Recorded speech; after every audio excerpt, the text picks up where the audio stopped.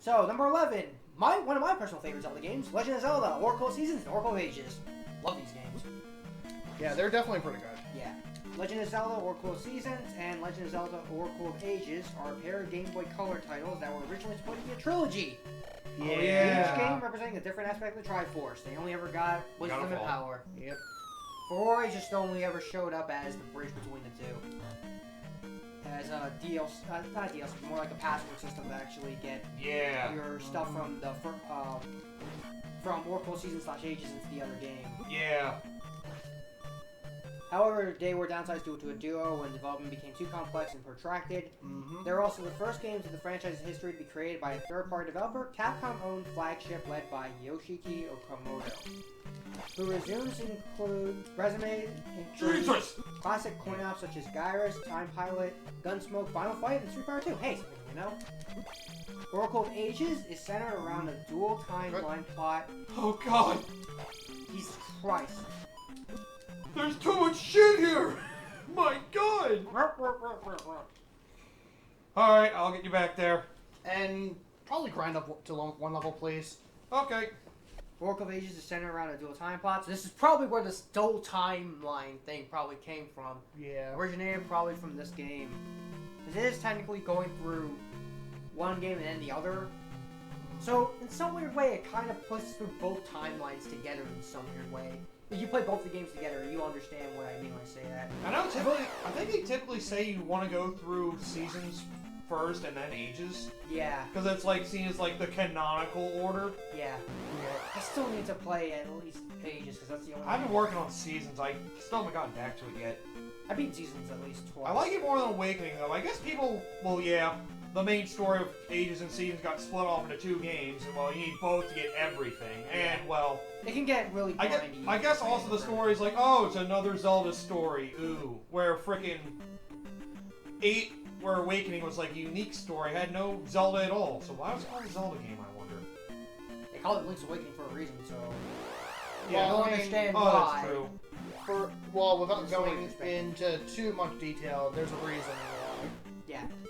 It's in the name, and you'll understand why that name's like that when if you ever finish Link's Awakening. I did. Oh, you did? Yeah, I went over that. I said I like it more than Zelda 1, but doesn't really say a whole lot. Yeah, it's well, I mean, originally that game was supposed to be a Link to the Past for the Game Boy. Yeah, that's right. Let me go fucking heal. Anyways, Oracle of Ages is centered around a dual time plot which features playing puzzles, while Oracle of Seasons focus on overground and subterranean environments and is more action oriented. Which is why I can probably personally say I like Seasons more. Yeah. I mean, I do like puzzles and all the world, but that's just my personal 2 cents on that. I mean, I just can't wait for that Link's Awakening remake. I am kinda... I'm next on it. Same here. Why would I pay $60 for a game I can get for fucking $5 already on Game Boy? It does already look like there's enough differences to warrant it, I feel. I mean, I know, but my problem is, I guess it's just because of my personal preference. It's just the art style is kind of turning me off from it. I honestly was kind of hoping that they would use the assets from, or at least try to work with the assets from the 3DS when they were doing Link Between Worlds and Triforce Heroes, because I really like the art style for that. Yeah. So I was hoping they kind of just went with that. Instead, they did something completely different, which I'm not gonna fully go against it altogether, but it's not something I can definitely say I'm keen on, if that makes any sense. Right? Yeah, I can see that. I feel like the biggest draw of that game is the fucking dungeon designer. Oh god, new enemy! I forgot about this fucker. Yeah, the dungeon thing is like that in itself is a pretty decent addition. Yeah, but for $60 is definitely pushing it. It essentially, let's put it this way. Think a Mario Maker game within a game. How much is Mario Maker? That's also also 60.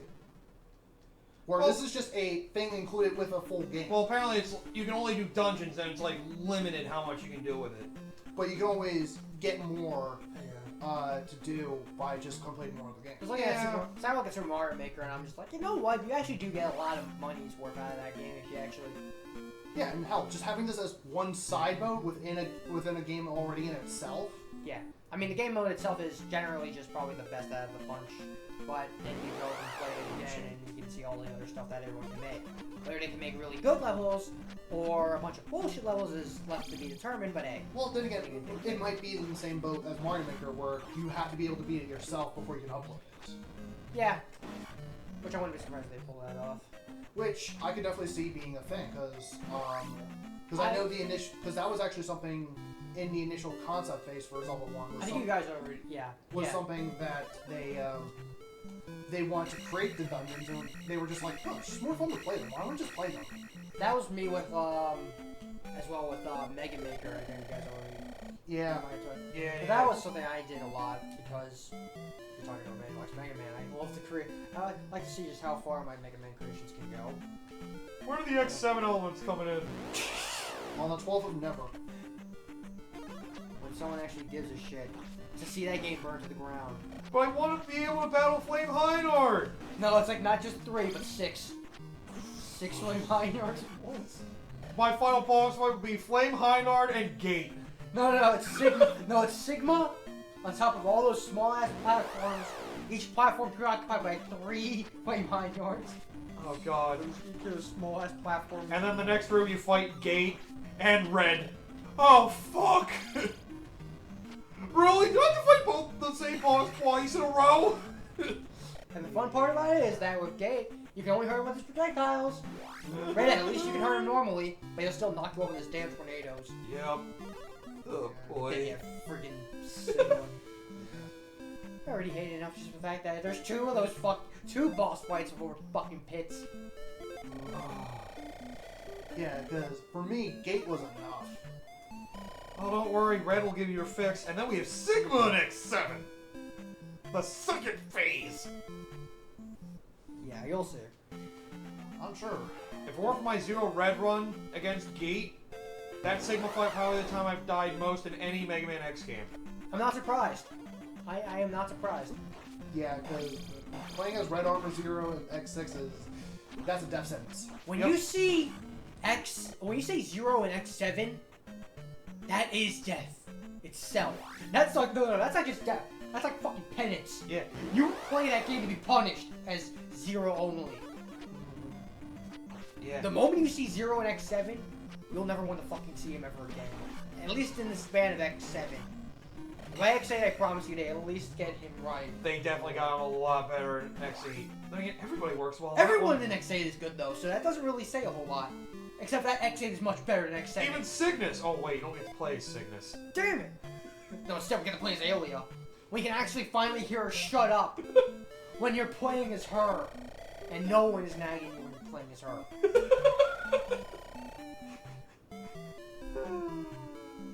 So all this fucking time, they just want a female Mega Man X counterpart. All she wanted was to play the fucking game. The reason she talked about the game so much is because she wanted to be in the fucking game as a playable character. That would explain so much. Yeah. Anyways, there's still one less room here. Both are essentially meant to be played together, and each uses passwords to unlock secrets, items, and plot points in the other game. As apparently they worked brilliantly together to create a deep and involving adventure that was incredibly well received, both games sold over 4 million copies apiece. And I still have my physical copy of Oracle Seasons sitting probably in my library somewhere upstairs. I have my download copy of both. I just need to take the time to get through them. I have my download copy of Seasons. I need to get one for ages. Yeah, because I got them when they were first released on Virtual Console for the 3DS when they were like at a reduced price of like $5 a piece.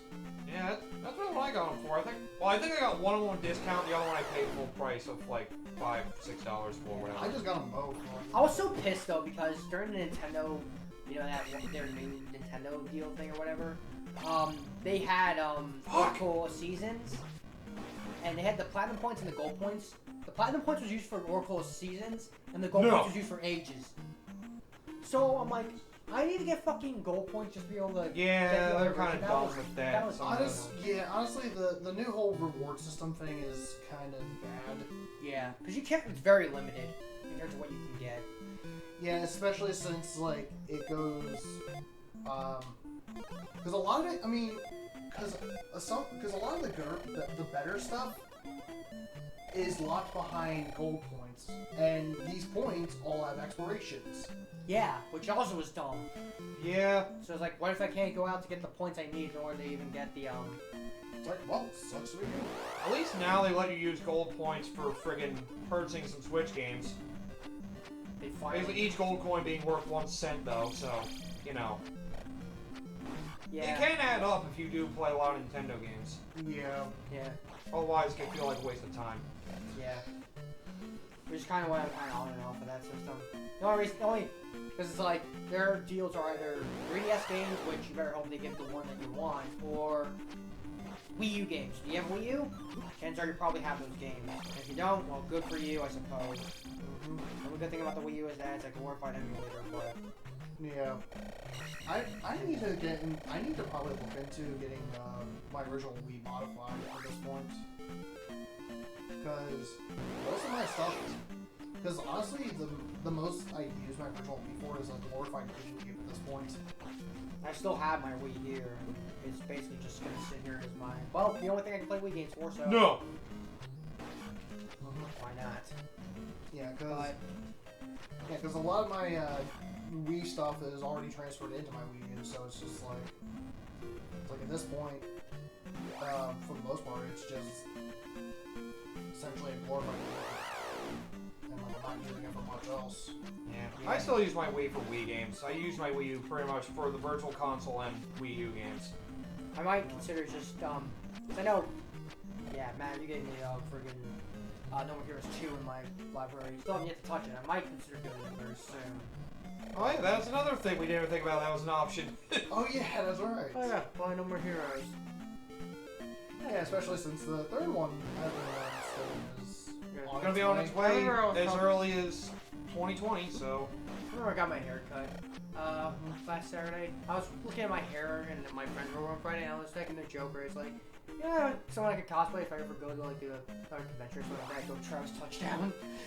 Yo. Yeah. Oh, that'd be dope. Yeah. If I could pull it, I would love to pull it off. You would definitely need the Johnny Knoxville hair. Yeah. Too. Fuck yeah. Just need that and the glasses. Just... And the red jacket. Yep. And you should be fine. Yeah. Fucking get off me, Tech Titan! Why do I always struggle with Tech Tights? Yeah.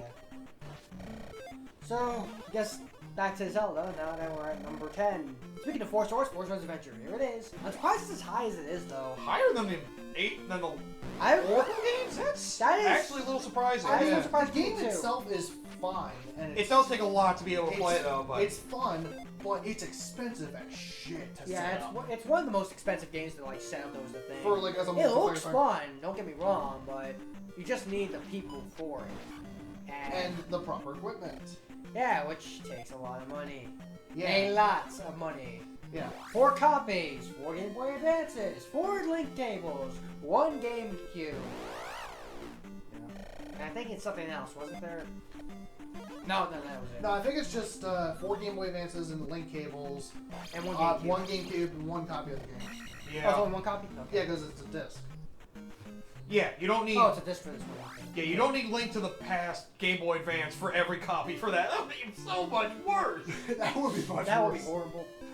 If for some reason I kind of expect that to happen for a Yeah, while. if you think it's bad just playing it, imagine trying to record that.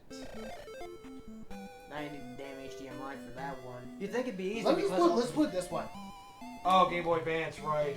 Let's put it this way, because you would need a special capture software for each of the Game Boy Advances if you want to get all what's on their screens. Yeah. Which can be quite annoying. Which I know that one. I know would be one. even more expensive. I know one up here that they never showed the Game Boy Advance stuff because they can only ever get the stuff on the screen, which was I incredibly know, because I know Johnny did it with Derek from Dance Point. Yeah. But they didn't do it with the Game Boy Advance setup capture cards because they didn't know at the time. Same with Because the it other- was mostly blind for them. Yeah, Whereas same- the Runaway guys, when they did it with Spinning Plays, they had that all set up. And ooh boy, just from looking at it, I can tell it's That's- expensive and time consuming as hell to edit. That must. Yeah. That looks terrible. Yeah, it would be a nightmare to do if we Yeah. ever even considered doing that. I would not consider it, just mostly because that just seems like way more trouble than it's worth. Yeah, I mean, if we're gonna do, if we were ever going to do that, Probably do it the minimalist effort of actually having enough to be able to play the game, and that's it. Yeah, just show it off the screen. I don't think it's... And then, like, whatever the Game Boy Advance stuff is, and, like, just try our best to, like... The best thing we can do is just have one person try to show it off, because... Yeah. That's really as good as you're going to get. You can theoretically do it and say, why don't you just do it for all of you? But that takes way too much effort.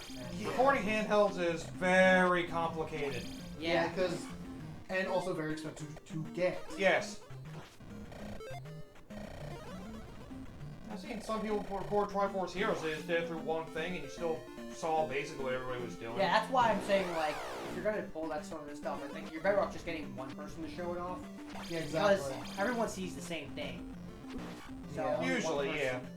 It's not like you need to see what every single person's doing every single moment, but... Yeah, exactly. Every single room is generally forced. Well, I would say, yeah, forced for everyone to go through. So you get to see You get to see what one person is doing. If you can basically see it for one person, you basically have to see it for everyone. Because I know with Triforce Heroes, I know when Proton John did it with Josh Epson and Tom Fox, they each had their own Let's Play screens on their own channels and do it that way. So that way, if you want to look at what they are specifically doing, you go to their appropriate channels. So it's like you want to see what Proton John was doing, you can be on his channel. You want to see what Josh was doing, you go on his channel. Everybody doing it on their own. That actually is a smart way to do it. Yeah. Yeah, so that way it's all ones at the same time, all of them aired roughly around the same time, and so that way, if you just like watching what the one person does, you go to theirs. Right. And if you're curious about the other ones, you can go to the appropriate ones. See, like that kind of method, I feel could be done well enough. Everybody would still have to be able to be responsible for their own recording, though. Well, yeah, obviously, but it's just like, I could see that being more viable than having it all on the same fucking screen. Yeah. Yeah. That would be a nightmare for you to do. I would just be like, all right, you see what this screen is? That's what everybody's screen somewhat is. So, just imagine being in their shoes. Exactly. Yeah. So anyways, now to get the actual representation of this game. Four Swords Adventure is the best thing to come out of Nintendo's push to connect the Game Boy Advance and GameCube. An updated version of EVA's Four Swords introduces a more coherent narrative and better graphics while building on the co-op concepts introduced in the original game. It's an early example of Nintendo's experimentation with the second screen gameplay, which would manifest more fully in the release of the Nintendo DS at the end of the year. Yeah. And much later in the Wii U. Mostly, though, it thrives on the fun of completing and cooperating as four links, solving puzzles, and generally seeing the series in a whole new light. With that, it's no surprise that Four Swords remains a popular flavor of Zelda even today. And at number 9, the original Legend of Zelda. There it is. What the hell was the other one in? I know you told me, but what exactly is that other one then? That was basically another system. Oh yeah, Game & Watch, right? Yeah. Okay. Oh, the LCD one, right? Yeah. That was Game & Oh, Watch. So this is the actual Legend of Zelda, not the Game & Watch version. A revolution in game design, Legend of Zelda brought PC-like depth and console-style action in satisfying ways perhaps the first time ever. Presenting players with a vast, convoluted overworld full of secrets, challenges Zelda can afford to emulate. The structure in the Zelda role-playing games thanks to the relatively roomy memory size and persistent save files. Foiled by the Famicom Disk System expansion, features eventually replicated in a fancy golden cartridge for the NES. The basic tenets of Zelda's design, from the supplementary weapons Link carries, collects, to the overworld/dungeon autonomy, live on as a standard feature of this series. Decades later, Nintendo hyped this one through the roof back in the day, but the hype is something new. What's remarkable about Zelda is that it lives up to its billing. As new players continue to discover both the game and sequels 30 years later, it truly has proven to be a never-ending adventure.